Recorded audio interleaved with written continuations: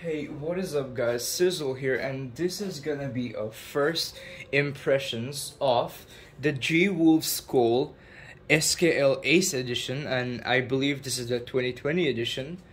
And this is gonna be a first impression of this mouse after like a month of usage, and there's a very specific reason for why it's a first impressions now after like a month of usage, and it's pretty much because I got this mouse used from like a buyer and stuff. I basically exchanged my Fantic to get this mouse, and it has been used for like a month basically. So here's what you can expect. This is sort of similar to a month of use sort of video, if anything. So let's just dive straight into it. If you're familiar with G-Wolves and their mice and stuff, I think you already have an idea of what you can expect from the box. So I just want to dive straight into the box itself, because this is a whole package in itself. Like, I could do a whole review on just the box, but I'm just gonna go over really quick. And I think so far, out of all the mice I've owned, and I've owned a couple of mice, as you can see. Yeah, I have a couple of mice. Out of all the mice I've owned, this is probably the best experience so far, honestly. So just opening up the box. Also, firstly, this is basically the box. So firstly, present to you this sort of smartphone box type thing, a box basically, and after you open up, you're basically greeted with this postcard or a letter envelope type thing, and when you open it, you basically are greeted with a whole array of stuff, a whole package, if you will, of stuff. And inside here, what we're gonna find is, oh, there's just more stuff here. Hold on. Awkward.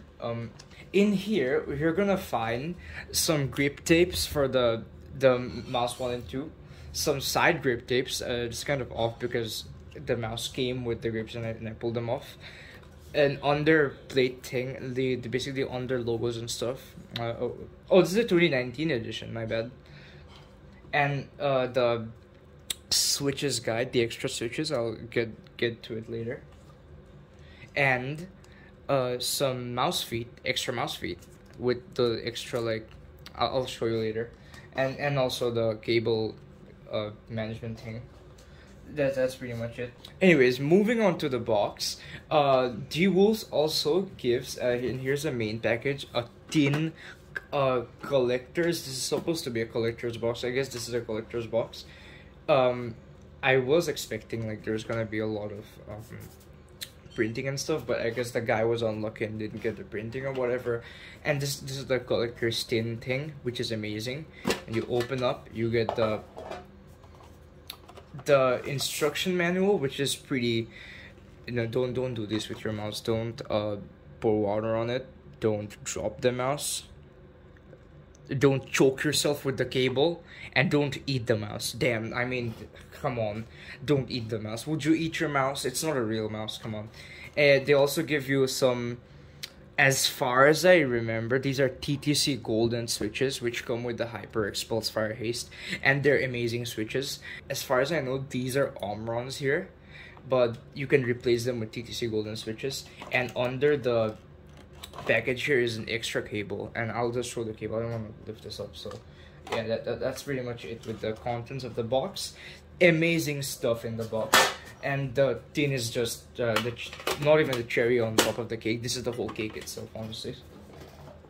Moving on to the mouse. The mouse itself, this is the large edition, so I guess you can say this is sort of it falls under the same category of the EC1 or the Logitech G403 or the Razer Death Adder. It's basically a large mouse, if you will.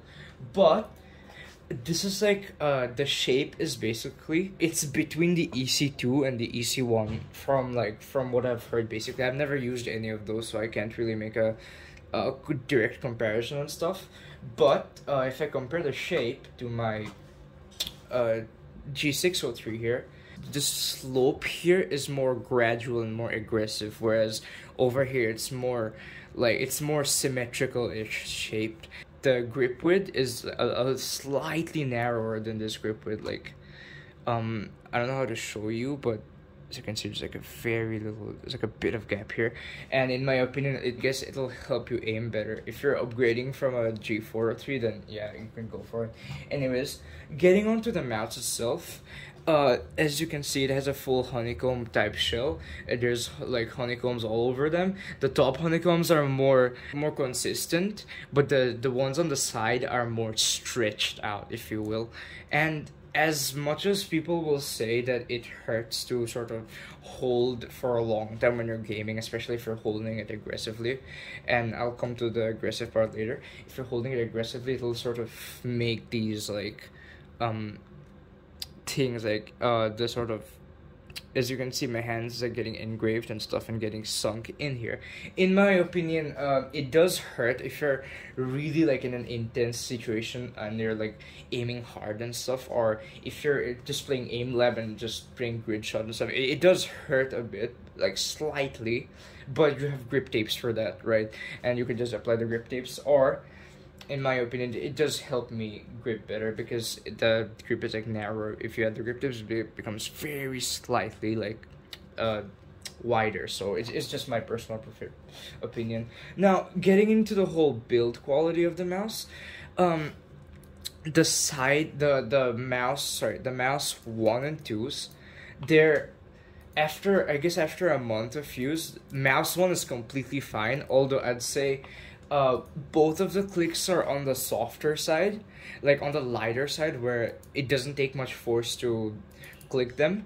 But I have, my complaints are especially with the right mouse button, where if I'm palm gripping it, which I usually don't, I'm coming to that in a second. If I'm palm gripping it, I very easily tend to, like, especially when I'm moving my mouse around, like I usually tend to sort of hit the right click button, because they actuate, like, you can actuate the mouse even from here. If I'm clicking it hard enough, you can actuate the mouse and stuff, the mouse button. So it's a slight complaint, but that never happened while I was claw gripping. Coming to the mouse build itself, it is built surprisingly really well. There's almost no side flicks. Like, there is no side flicks at all, which is very surprising considering how it's a honeycomb, and if I flex even a little bit, it activates the side buttons on the Master MM710. It is pretty decent, the build quality. Of course, there's a bit of bottom flex here, but that is expected. It has a honeycomb cable, come on. You're not gonna break the mouse like that. And it feels sturdy. The scroll wheel is very like distinct, but it is slightly on the lighter side. Like, it's distinct, you can tell the distinct steps, but it's slightly on the lighter side. And the scroll wheel click is well, one of the best, honestly, so far from I've used. But my complaints start from the side buttons here, because when in the side buttons, the button placement is slightly like, there's a huge gap here, and it's like slightly above, and it's on the thinner side compared to something like this. Like, there's a clear difference, and I still think the G603, the G403 side buttons are one of the best, some of the best, if anything. The top side button is completely fine. There's very less pre-travel and no post-travel, but there is like very noticeable pre-travel on the bottom mouse side button. Like, I don't know if the camera's picking this up. Yeah, right here, like, as you can see, I'm not even clicking the mouse, like, and there's like very slight post travel too, which doesn't really affect my gameplay, but sometimes, like, I really have to sort of press the button, if you get what I mean. Like, I had to like think about it while I was gaming, although I got used to it. The mouse feet is actually really good. Like, they added these extra feet here. As far as I'm concerned, I don't think these came with the box. They were like, I guess, pre-applied or something on eBay or something, like from when he bought the mouse from eBay and stuff. It was pre-applied, I guess, and it is some of the best feet I've used, honestly. I haven't used too many mice, but it is certainly, in my opinion, better than or almost on par with the MM710. And MM710 has like known for its mouse feet, and it is really good. It's very like smooth to glide, and it glides really well, as you can see. This is a speed pad, and it glides really well here. A cloth speed pad. There is 2 buttons here. Usually I guess this changes the RGB. I made it to change the polling rate from the software, and this is gonna be the DPI button. So I mean, that's that. Well, what else can I say about that? And it's a 3360, so no complaints there. So yeah, that's pretty much the build quality of the whole mouse and stuff. I have 19 by 10 hand size. My hand size is 19 by 10, so I guess you can say it's slightly wide, and I can very easily claw grip this, and if I want, I can even palm grip it too. So if that's what you want, you can go for it. Although I can also fingertip. I can do every grip with this, honestly. Like, there is no complaints here. Although I'm just not a fingertip player, so I don't really fingertip, but I can fingertip this easily. I did try it, don't worry. And yeah, that's pretty much it. The software is let me just pan the camera up. Hopefully the stand doesn't break on me.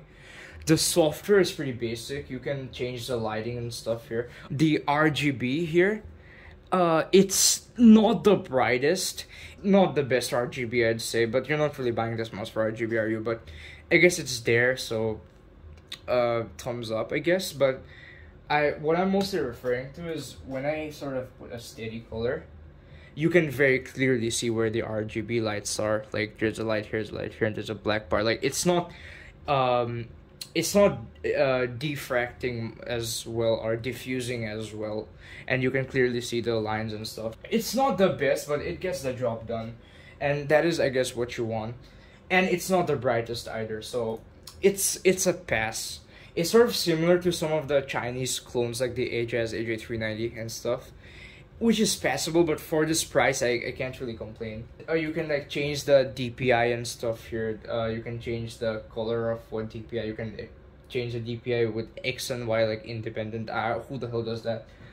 You can also change the stages and everything.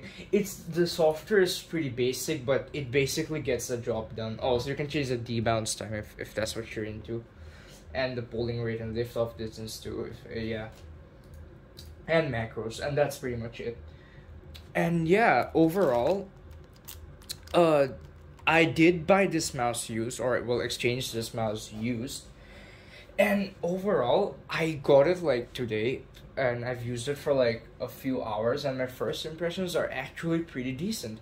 Oh, and also the cable. The cable is like, it's not as soft and flexible as the MM710. Like, as you can see, it's not as soft as flexible, but it does feel really good, and it pretty much feels like wireless if you have a bungee and stuff. I'm using a makeshift bungee, but it pretty much feels wireless if you're using it. But it's like not the softest. It basically gets the job done. Not as good as the MM710, but it's like up there on like the top cables and stuff. Oh, and the weight of the mouse, I almost forgot to tell you. I bought this. The weight of this mouse in my scale, I don't know if you can see it, in my scale is 67 grams, which is amazing for a 67 gram mouse. The website did say it's a 66 gram mouse. And oh, what the fuck? Okay, so my stand just died. It is awkward. So the mouse is 67 grams.